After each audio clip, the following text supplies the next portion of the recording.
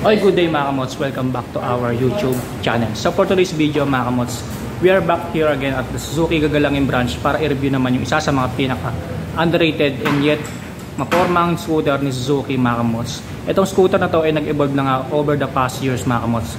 Walang iba kundi ang Suzuki SkyDrive. And this time mga kamots, nagre-review natin is yung crossover ng Suzuki SkyDrive. So napaka-porma nitong motor na to mga kamots and napaka-underrated. So, paano ko nasabing underrated? Huwag na natin patagalin, simulan na natin.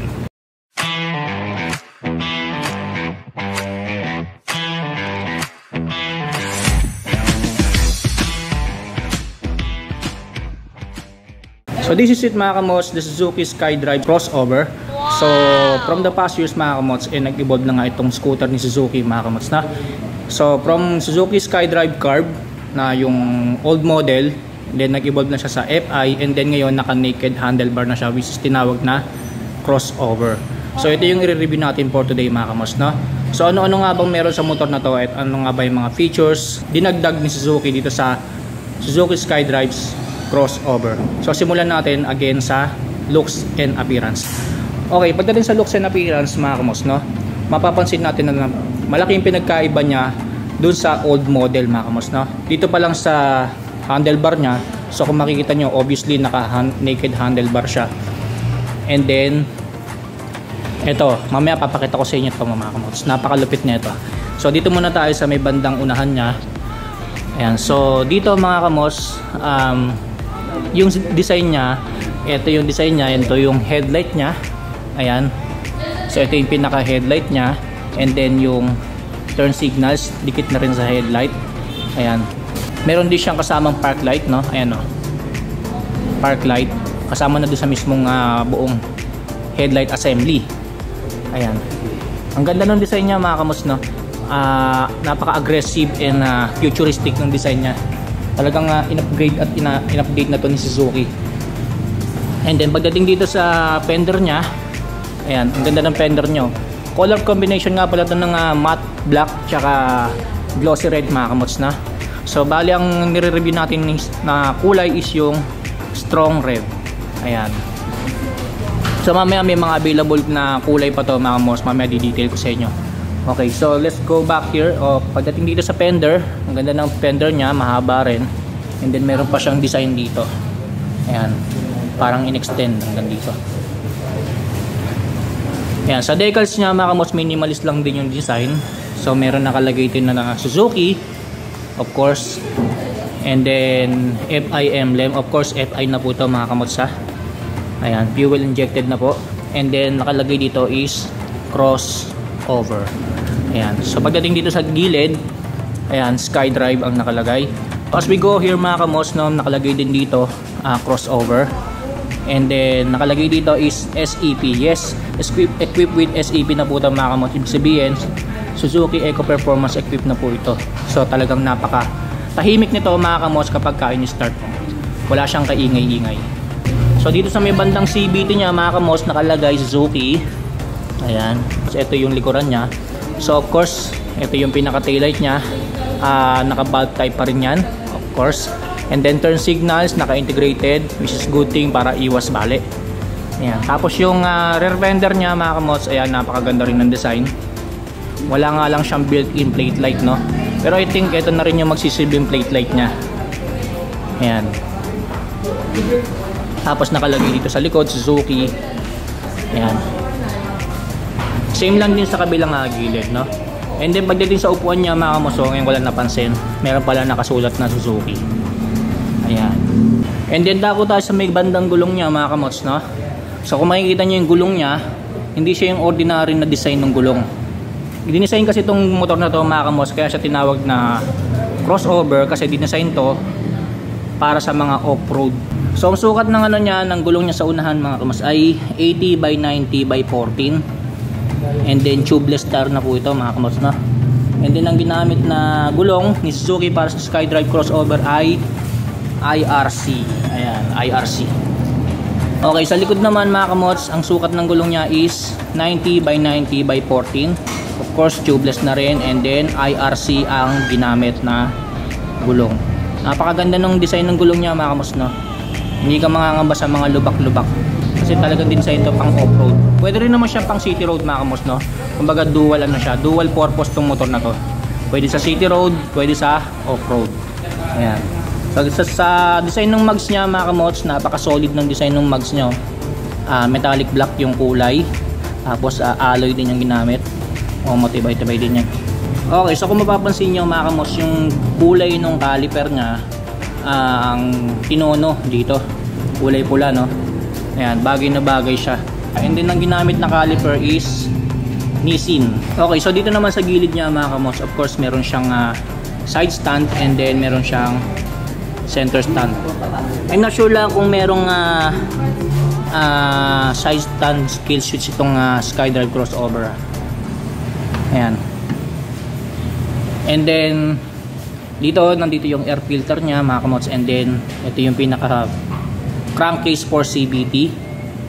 And then good thing na may kickstart siya para in case na malobat yung battery ng motor natin, hindi tayo mangangamba magtulak kasi meron siyang kickstart. Ayan. So pagdating sa shock absorber niya sa likod mga kamots, ang ganda rin ng kulay, pula. Unique, hindi siya yung ordinary na nakikita natin na kulay itim, no? Ito talagang kulay pula yung kulay niya. Pagdating dun, mula dun sa caliper hanggang dito sa shock. Ayan. So ang ganda ng, I think lahat ng kulay ng crossover kulay pula yung shock absorber niya sa likod. Ayan. Ang ganda ng kulay, ang ganda ng bumagay dito sa strong red, no? Na nire-review natin. Nandito yung tambucho. Ayan, so maliit lang yung tambucho niya pero napak-futuristic din ng design ng niya, heat guard. Ayan, ang ganda ng design ng heat guard niya. And then nandito yung lagayan ng oil. And then yung pinakapan niya dito. Tapos meron pa siyang dito, mudguard. Mahaba siya para hindi siya mapasukan ng Bukod sa meron na siya dito mga kamots, meron pa siya dito sa loob. Ayan dalawa.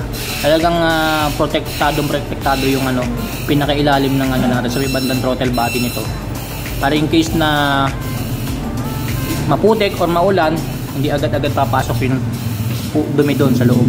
Pagdating sa upuan niya mga kamots, kung makikita natin is napakalapad din ang upuan niya. Ayan, and then napakalambot din yung design. And then yung kulay ng upuan niya, ngayon ko lang napansin mga kamots, is two-tone. Gray tsaka black. Ayan. Gaya nga sinabi ko, ayan, may nakasulat pa na Suzuki. So mapapansin mo kaagad ng Suzuki itong motor na to dito pa lang sa upuan. Ayan. And then sa footboard naman niya mga kamots, ayan, medyo malawak din yung footboard niya. Ayan. Kasyang-kasya yung pa ako. Malawak din yung footboard niya. And then meron siyang dalawang bulsa rito. I think parehas lang ng same lang ng lalim yung butas niya. Ayan, good thing na may ganito siya para in case na may mga gusto tayong ilagay diyan tulad ng motorcycle gloves or cellphone or ano man, mga barya. Ayan, so may ilalagay tayo diyan. So dito na tayo sa part na to mga kamots, yung pinaka unique na design ng handlebar niya. So gaya nga sinabi ko sa inyo kanina, naka naked handlebar na to obviously mga kamots, no? So ito yung nagpa-unique sa design ng SkyDrive crossover mga kamots, na naka naked handlebar na siya. Since pang crossover nga itong motor na to, syempre kailangan yung naked, yung handlebar niya is nakaakmado sa pinaka-design niya, which is the crossover, no? Ayan. So naka naked handlebar nga ito mga kamots. Ayan, ang ganda ng kulay. Ang ganda ng pagkaka paint. Matte black. And then sa button switches niya mga kamots, nandito yung sa left side, nandito yung high beam, low beam. Ayan, so wala nga lang siyang patayan ng ilaw. So again, pagka sinusiyan mo tong motor na to is naka-automatic na yung naka-automatic on na yung headlight niya. Ayan. High beam, low beam, turn signal switch, ayan, left and right, and then horn. Sa right side naman mga kamots, nandito yung nag-iisang electric switch. Ayan, so wala nga lang siyang built-in hazard, no. Ayan. So nandito yung preno niya sa likuran, preno niya sa harapan, and then nandito yung tank for savior. Sa instrument panel niya mga kamots, ayan, naka-ano na siya, gaya nga sinabi ko, napaka-unique ng design nito. Naka-digital panel na siya, no. So hindi nga lang natin mabubuksan kasi wala itong susi. Ayan, I think nandito rin naman lahat ng mga details na kailangan nyo. Yung speedometer, odometer, I think may trip meter pa to. And then yung battery voltage, makikita na rin dyan. I think may orasan pa nga to eh. And then ang kulay ng ano nito, I think yung pula. Kagaya doon sa Raider FI, no? Raider 150 FI. Kulay-pula rin yung ano nito, yung background light. Ayan. And then nandito yung pinaka-emblem ng Suzuki. Of course, di mawala yan. And then pagdating dito sa ano niya, mga kamasasosyan niya, ayan, naka additional features ng motor na to is naka shutter key na siya. Ayan, so may sarahan na siya in case na hindi mo na siya gagamitin. Ayan, so i-twist mo lang yan mga kamos, so maglalak na yan. So good thing na meron siyang naka anti-theft ignition na siya para iwas kalikot sa mga bata at iwas sa nakaw na rin. Ayan. So pagdating dito mga kamos, meron pa siyang kasamang multi-purpose hood. Ayan. Para sa mga kung sakali mamimili tayo, ayan, meron tayong pagsasabitan. Ayan, wala nga lang siya sa ilalim. And then mga kamos, yung seat open niya, mga kamos, seat opener niya nandito. So good, maganda sana kung nilagay na rin ni Suzuki doon sa ignition switch para isahan na lang, no? Pero hindi naman ano yan, hindi naman big deal yan mga kamos, no? Kahit na nandito pa rin yung ano niya, yung seat opener niya. Ayan. So bago ko makalimutan yung grab bar niya, ito pala yung grab bar niya. Ayan. Glossy black yung ginamit na paint, and then ayan, kumatibay din. So bubuksan natin yung yung underseat compartment niya mga kamos. Tignan natin yung U-box niya saka yung fuel tank. Ayan. So yan mga kamos, nakisuyo tayo kay Ma'am Jem and kay Ma'am Marico na pabuksan yung underseat compartment nitong Suzuki SkyDrive crossover para makita natin yung kung meron ba siyang underseat compartment and ano pa yung pwede natin makita. Ayan, so inaanap pa yung susi kaya medyo natagalan pa. Ayan, so what we have here mga kamos, ayan, so nandito yung pinaka side mirror niya, yung stock na side mirror para dito sa Suzuki SkyDrive crossover. Ayan, so ito na yung pinaka underseat compartment niya mga kamos, no? So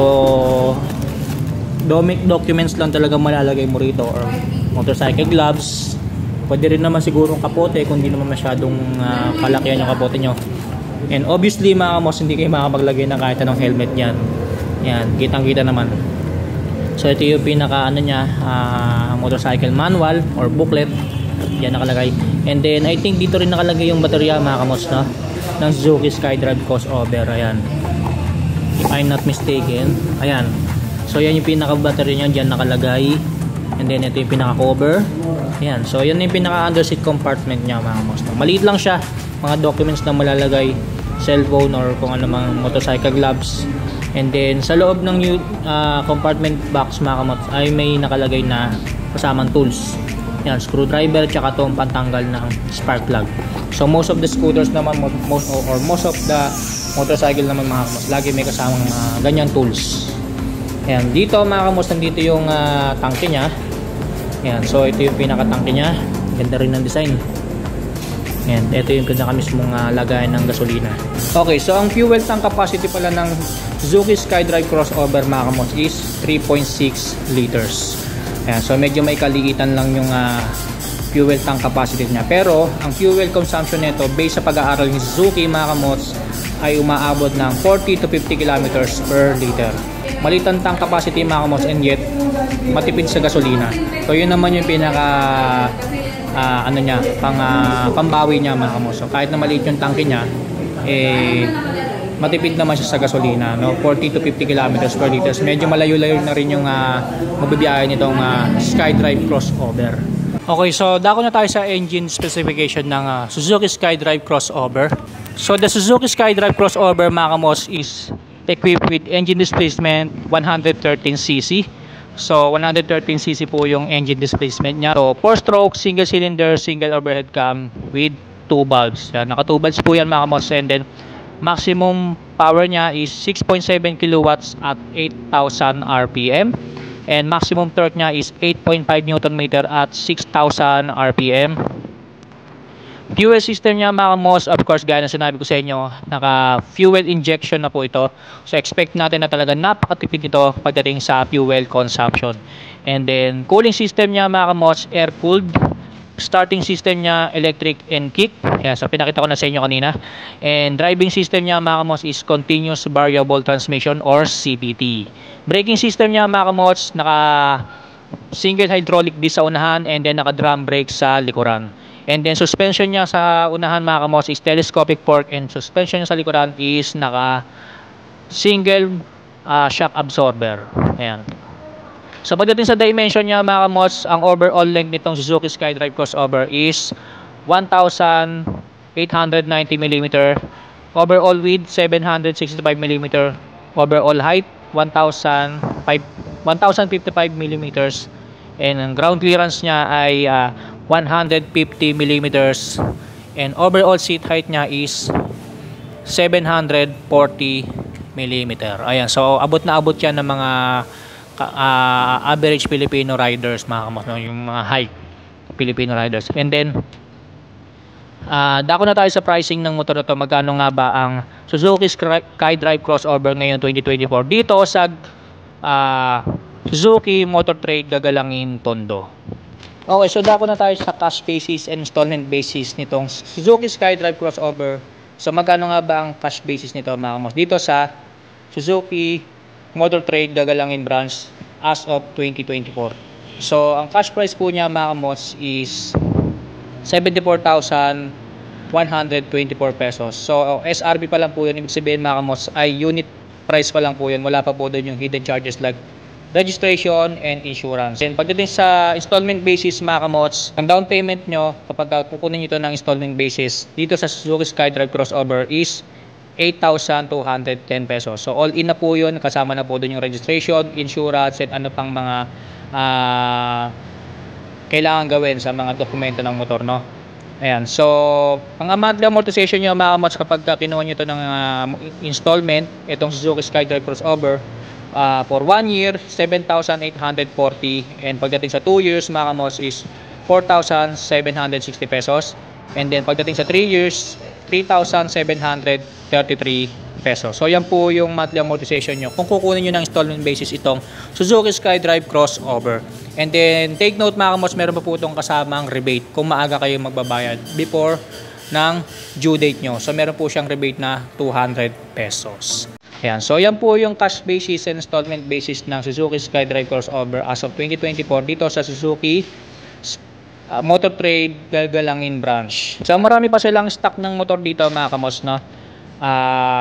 Papasilip ko lang sa inyo para in case na gusto niyo mag-inquire dito sa Suzuki Gagalangin branch, mga kamots, may idea na kayo kung ano-ano yung mga available stock dito as of July 28, 2024. Ayan, so ito yung mga stock nilang motor dito, mga kamots, dito sa Suzuki Motor Trade Gagalangin branch as of July 28, 2024. So of course, meron silang pinakabagong Suzuki Smash FI na nireview natin before. So sa mga hindi ko pala nakapanood yan, mga kamots, ng review natin sa Suzuki Smash FI, so ito yung video, panoorin nyo na lang. Dito rin yun sa Suzuki Gagalangin branch. Ayan, so dito ko rin na-review yan. And then meron pa silang ano dito, mga kamots, meron pa silang Suzuki Smash Carb na natitira. Ayan, sa mga naghahanap pa ng Suzuki Smash Carb, ayan, so meron pa silang nag-iisang stock dito. Kulay